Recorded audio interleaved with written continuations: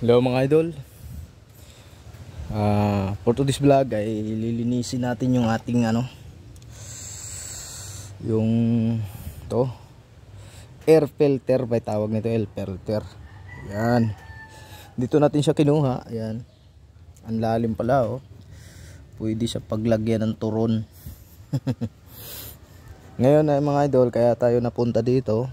Kaya tayo hawak natin itong air filter dahil kagabi pa tayo naghahanap ng anong problema ng motor natin, dahil nga kung sino may nakaranas nito, sim sa problema ng motor, nag-EFI alarm, no?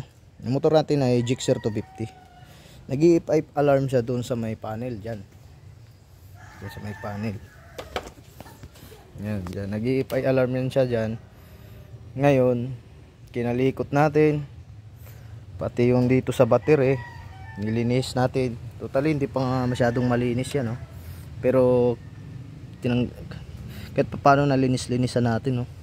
Tapos yung mga switch dito sa fuse, pinag-check na rin natin. Ito, pinag-ano na rin natin to. Ayan, yung relay nya, chinik natin sa relay saka sa mga switch dito.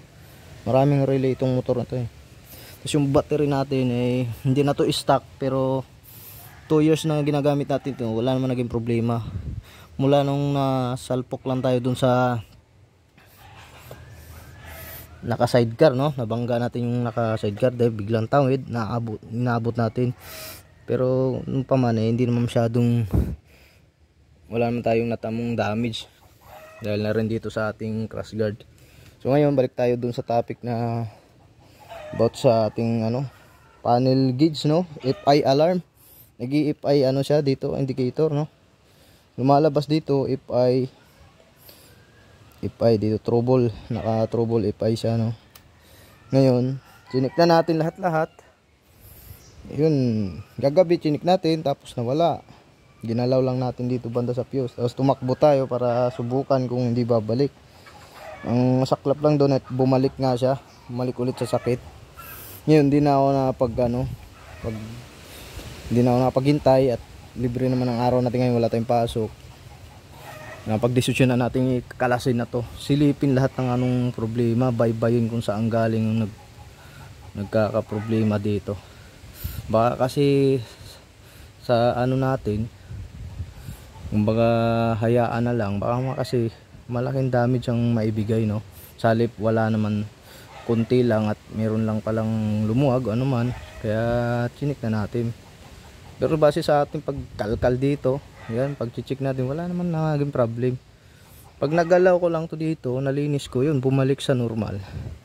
Pero di ko alam, baka may pag tinakbo na naman natin, bumalik na naman sa problema. Nag-EFI alarm nga siya dun sa digital panel. Kaya kapag desisyon na natin, di ko alam kung tama itong ginagawa ko. Tignan mo yung mga loads. Sinabun ko to, nilaban ko tong air filter. Yan, original pa to siya, Suzuki. Ito pa yung stock nya. Ngayon ginagawa natin, bahala na kung tama ang ginagawa natin, lalabhan natin siya. Yan, pumuti na nga siya dahil binabrush ko kanina gamit itong dishwashing, pero mas maganda pa dyan yung itong powder. Gamitin natin yung Tide dahil pampaputi nga ito. Yung mga loads, tayo nyo na lang sa resulta kung maganda ba ang kinalabasan nito. Kasi marumi na rin kasi ang air filter eh. Pero para sa akin parang malayo ang connect dito. Pero siyempre, ayan na, kinalas ko na rin. Pagsamantala na natin.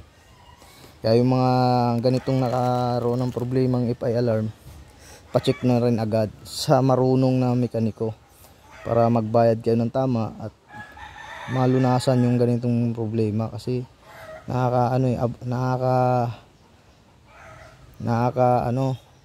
alangan magpatakbo ng motor.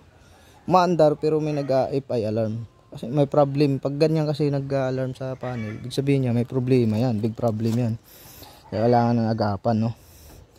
Sa atin naman meron tayong kagamitan, chinik na rin natin, pero hindi pa tayo eksperto nito kung anong problema sa EFI ng yun nga, yung error EFI. Kaya kailangan ito naman pagsamantala lang natin, baka sakali, no, nilinis na natin dito. Yan, marumi na nga rin siya kasi sa loob ng 3 taon, no, hindi naman natin nabuksan to, hindi natin napakailaman. Pero ganun pa man, dahil nandito na nga tayo, lilinisin na natin.